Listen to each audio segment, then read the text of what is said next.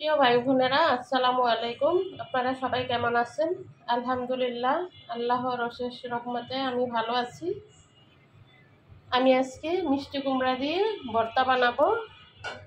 এই ভর্তার জন্য আমি এখানে মরিচ ভেজে নিচ্ছি সরিষার তেল দিয়ে। আমার মরিচগুলো প্রায় ভাজা হয়ে গেছে, এখন আমি নামিয়ে ফেলবো।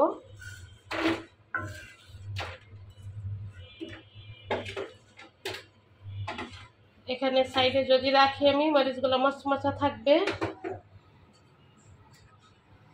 আর এখানে আমি মিষ্টি কুমড়াগুলো ভেজে নিচ্ছি।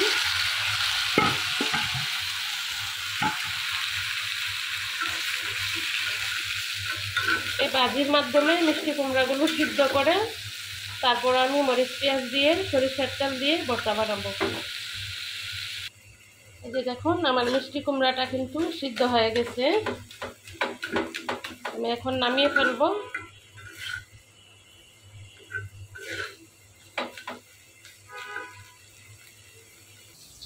এই যে দেখুন, আমি এখন মিষ্টি কুমড়ার ভর্তাটা মাখাবো। এখানে নিয়ে নিয়েছি শুকনা মরিচ আর লবণ, এখানে নিয়েছি ধনেপাতা। এখানে আমি কিন্তু কাঁচা পেঁয়াজগুলো সরিষার তেল দিয়ে হালকা একটু ভেজে নিয়েছি, যাতে কাঁচা পেঁয়াজের গন্ধটা না থাকে।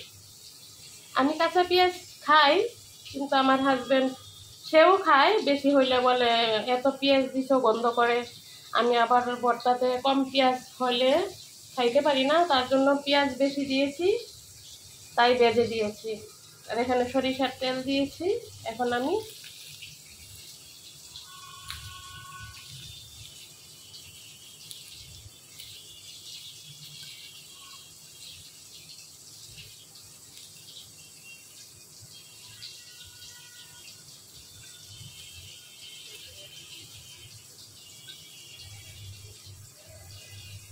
এভাবে মিষ্টি কুমড়ার ভর্তা বানালে গরম ভাত দিয়ে খাইতে সেরকম মজা লাগে।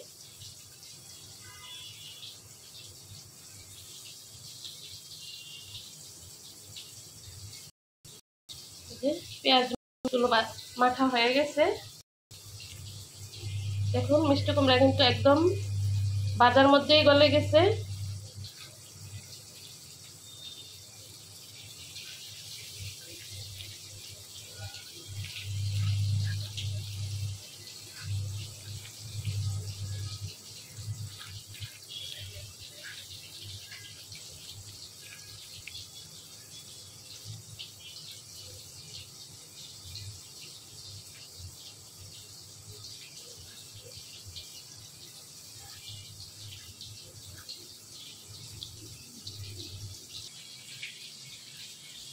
এই যে দেখুন, আমার মিষ্টি কুমড়ার ভর্তাটা কিন্তু কমপ্লিট হয়ে গেছে।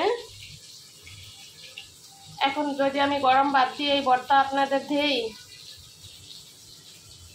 মাছ মাংস সব ছেড়ে তারপর খাবেন।